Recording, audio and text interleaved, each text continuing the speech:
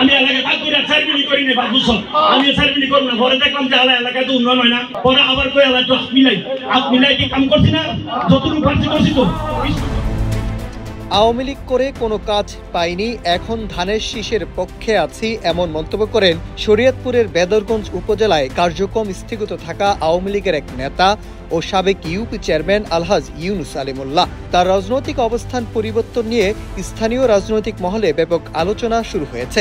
সম্প্রতি তিনি প্রকাশ্যে বিএনপির সমর্থনে অবস্থান নেওয়ার ঘোষণা দিলে সামাজিক যোগাযোগ মাধ্যম সহ নানা মহলে বিএনপি ও আওয়ামী লীগের নেতাকর্মীদের মধ্যে শুরু হয় তুমুল সমালোচনা।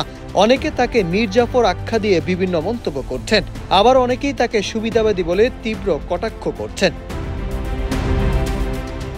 জানা গেছে, আলহাজ ইউনুস মোল্লা বেদরগঞ্জ উপজেলার সখীপুর থানার আওয়ামী লীগের ধর্ম বিষয়ক সম্পাদক ও উত্তর তারাবুনিয়া ইউনিয়নের সাবেক চেয়ারম্যান ছিলেন। ৭ই ডিসেম্বর সন্ধ্যায় উপজেলার উত্তর তারাবুনিয়া এলাকায় সর্দার বংশের মিলন মেলায় তিনি আনুষ্ঠানিকভাবে বিএনপিতে যোগ দেন। বান্ডেল থাকলে প্রতি সেনমানিতে টাকা বাঁচবে। বিকাশ সেনমানি বান্ডেল কিনে জিতুন প্রতি লেনদেনে। এ সময় বিএনপিতে যোগদান অনুষ্ঠানে আওয়ামী লীগ নেতা বলেন, ২০১৬ সালে চেয়ারম্যান ছিলাম, তখন আমাকে কোনো কাজ দেয় নাই, পরে রাগ করে ৫ বছর চেয়ারম্যানই করি নাই। এরপর দেখি এলাকায় উন্নয়ন হয় না, পরে আবার আওয়ামী লীগের সঙ্গে হাত মিলিয়ে চেয়ারম্যান হয়েছি। স্কুল, মাদ্রাসা, বেড়িবাঁধ এলাকায় অনেক উন্নয়ন করেছি।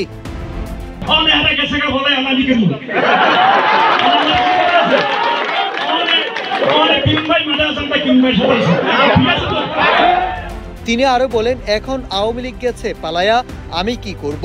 আমার কিছু করার আছে। এখন কিরণ ভাই মাঠে আছে, আমরা কিরণ ভাইয়ের সঙ্গে আছি। আমার সিদ্ধান্ত কি ঠিক আছে? আপনারা কি খুশি? আমি আপনাকে সঙ্গে আছি ইনশাল্লাহ। নিজের অনুসারীদের উদ্দেশ্যে তিনি নির্দেশ দেন, আজকে থেকে সবাই মাঠে নামবেন। কিরণ ভাই দানের শীষ ছাড়া আমরা কিছু বুঝি না। আগের এমপিরা কেউ দুধে দোয়া ছিল না, কিন্তু কিরণ ভাই ভালো মানুষ, তার পক্ষে থাকবেন, ধানের শীষে ভোট দেবেন।